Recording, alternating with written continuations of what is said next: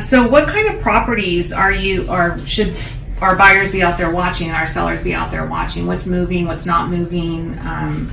Well, for the last 5 years, I have been all about Oakland Warehouse product. And right now, because it's so saturated, it's extremely tough category to penetrate. I'm still tried and true on to industrial.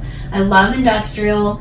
If you look at the numbers, the industrial properties within the last mile, which is typically properties that, everything's e-commerce. So you get your product from point B, the last mile property, to point A, which is the consumer. So in that last mile, those are the properties that you want to focus on if you're the everyday investor looking for a good return. The growth rate is anticipated to be, or forecasted to be, about 6% year over year. So 2018 to 2019, you should probably be seeing about 6%.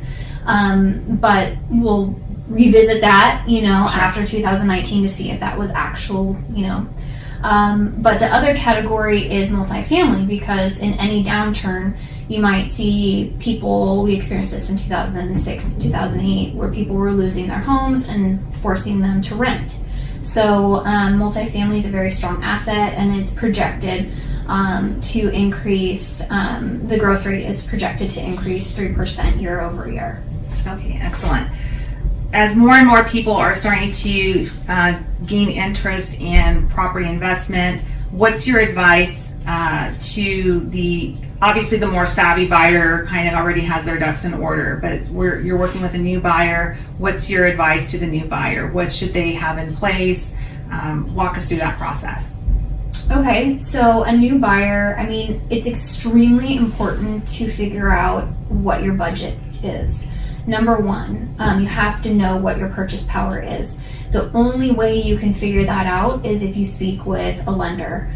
A lender, you should at least talk to 3. And then after that, you need to let me interview them. Because if you need financing to be able to afford anything in the area that you're looking in, or in a certain product type, I need to be reassured that that lender can close the deal. And if I get any inkling that they maybe will hold up the deal, it will cancel and terminate the deal. And we don't want to be 30, 60 days into this and risk a deposit. So please make sure to look at least 3 lenders, and then let me talk to them. Okay, and so I'm an insurance agent, and my priority obviously is ensuring the risk that your buyers are buying. And so how important is insurance in the transaction, and at what point in time are you advising your buyers to start looking at insurance? Right away. In the due diligence process, it's part of my best practice to make sure that they have a policy in place at the minute that we close. I've had 2 buyers recently that did not listen to my advice, and I can only do so much. But the reason that they did not listen is because they wanted to save money and shop it themselves. Well, the clock ran out. We closed the deal. We can't hold up the deal because we don't have an insurance policy unless there's a loan. With a loan, they're pretty thorough, but these were all cash deals. So it's not going to hold up the transaction if we close without an insurance policy. So I have to do what my client asks. And so even though I'm asking them, or showing them, here's the seller's policy, let's go shop it, they did not take the initiative. And we closed without insurance policies, and then it's a scramble. And both times I called you. And I said, hurry, please, can we, look at insurance policies for these properties? And unfortunately, in the time of period that they wanted to get something done, they made rash decisions that were not good for them, that were not tailored to the property, that were not best for their overall portfolio. And had they taken the time to make a phone call to you, they probably could have relieve some of that pressure and stress. Sure. Okay, any last words for our viewers here that you want to advise them on? Last words. So I would say that in this time, everybody's kind of waiting for the shoe to drop. And are we going to hit a downturn? Well, I would say if you want to buy commercial real estate right now, don't be afraid.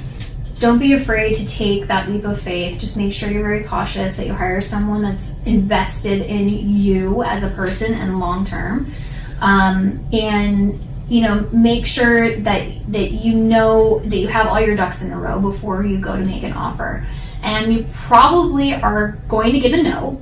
You're probably going to get rejected at some point, but don't give up. You need to keep pursuing your investment goals. And so I'd like to finish it with my motto, which is a no is no for today, but tomorrow it could be a yes.